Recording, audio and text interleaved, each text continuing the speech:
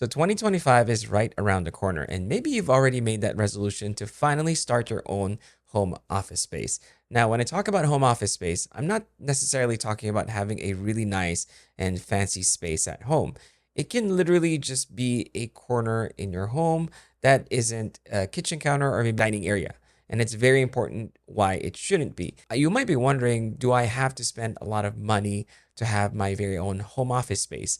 And honestly, you don't. And you don't even have to have a big home. So in this video, I'll be sharing some tips that I have for those who want to start their very own home office space. And we're going to start with the very basic ones. So the goal here is for you to remain focused, to be very productive, and also to be inspired when you're working from home. So the very first thing that we have to consider is a dedicated workspace or work desk. Now, I mentioned earlier that we want to try to avoid working on the kitchen counter or even the dining area for a very important reason. We're creatures of habits, and so when we sit in a place where we expect to do a certain thing, like for example, in front of the TV, we get there and we expect to be entertained by the TV. So if you constantly work on your dining table, then your mind will always be distracted by the fact that this is where you eat. If you're trying to enjoy a meal, you start thinking about work. So we want to try to avoid that. And we do that by having dedicated zones in our home for work, for play, for relaxation, or for just having a meal. I want you to find a space in your home that you can just set up a desk that you know that when you're sitting there, you're just there to focus on the work. And if you're looking for a desk, I highly suggest that you look through your local listings, maybe Facebook Marketplace, for example, as there are a lot of people who are selling used desks or lightly used furniture that you can use for your own very first home office space. But here's one example that I found recently, and it's by a company called Fazebo. So a few months back, Fazebo wanted me to check out their complete desk package, which is relatively affordable. So I had them send it to my brother's home, and it's what I used to help my brother set up his first dedicated home office space in his garage. As you can see, the space is pretty much in the process of being worked on, but for the time being, we decided to place the desk here. What's great about this desk is that at 52 by 24 inches, it's wide enough to give you enough desk space, but also compact enough to fit a small space, especially if you have it set up against the wall. They've included a lot of accessories in this package, including the lockable casters, which is great if you want to move the desk around, and a glass top desk shelf with some storage containers. This is also an electronic sit-stand desk with a load capacity of 176 pounds, which is very, very good, even enough to support two monitors and other accessories. You can set favorite heights, such as one for sitting, for standing, and I was really surprised at how high this desk can actually get, much higher than what I would personally need. One of the things that I also like about this particular desk is how quiet the motors are. I've tried numerous electronic sit-stand desks, and a lot of them promise a very quiet motor. This one is very, very quiet.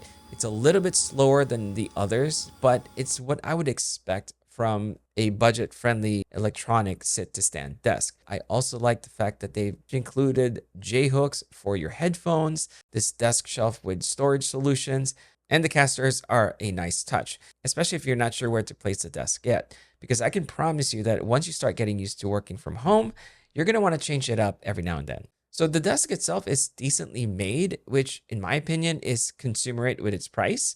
It's a good starting point for those setting up their home office desk for the first time.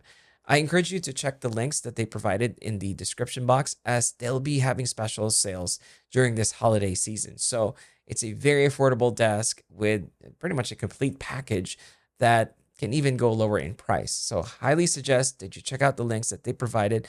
And I want to say thanks to Fazebo for sending the desk so that my brother can finally start his very own home office space. The next thing we're going to talk about is comfort and storage.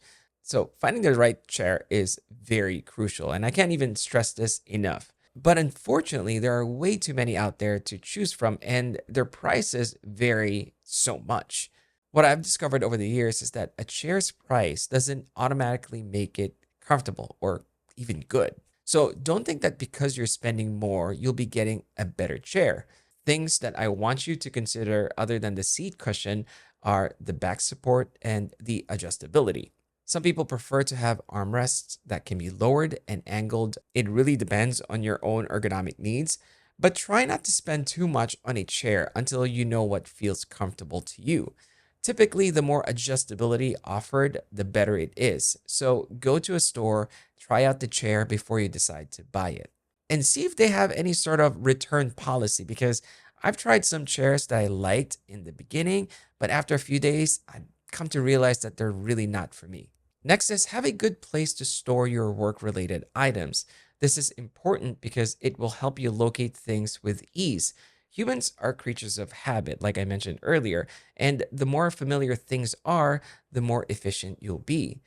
So I'm going to assume that you're using a laptop or a computer for work. So you want to make sure that you have easy access to power. But instead of using multiple outlets, consider getting a desktop charger for your other smaller devices. This will make your space a lot cleaner and just much easier to manage. You can even take this further by placing all these smaller devices in a separate area where you can just charge them so that you can avoid distractions. Getting good Wi Fi signal is crucial, but before you upgrade your internet plan, I want you to make sure that your router can actually handle the speeds. So I'm only sharing this out of experience because my in laws have been complaining about their internet speeds for the longest time. Even though they've called their internet provider and asked for like the highest plan that they can get, only to find out later on that the Wi Fi router that they have is just way too old. So you can call whoever your internet provider is and just ask. So it's very important for you to know this because not everyone is actually going to tell you that.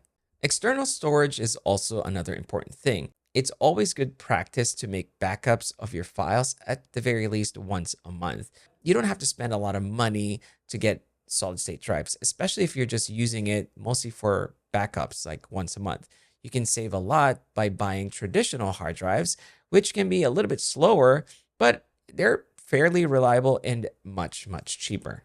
And finally, in this list, we're going to talk about other accessories that you might want to consider for your own home office space or even your desk space. Again, these aren't necessities, but these are nice to haves if you have the means. Consider getting noise canceling headphones to help you focus and avoid distractions. You don't have to spend a lot of money to get the expensive ones because, like these W830NB wireless headphones by Edifiers, they're actually pretty good for the price. They're under $100. They have noise canceling features and they're quite comfortable and light and they sound decent. Edifier actually makes some of the best sounding budget headphones that I've tried. So I highly recommend you check out their store. They're available on Amazon and there's a ton of different products that they offer at different price levels. A desk mat can also help make your desk surface area much more pleasant to work on.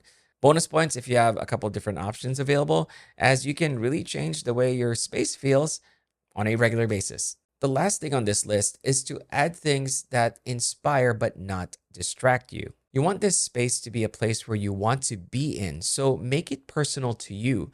Try not to chase what others are doing just for the sake of being like them. So don't feel pressure to have a ton of different accessories or gadgets because there is a fine line between being inspired and getting distracted. These are the tips that I would give someone who wants to start their very own home office space in 2025. So if you found this video to be valuable in any way, I would appreciate a thumbs up. And definitely, I would like for you to subscribe to the channel as that is the best way to support me and the channel. And I appreciate it very, very much. So I'll catch you again next time. And thanks for watching.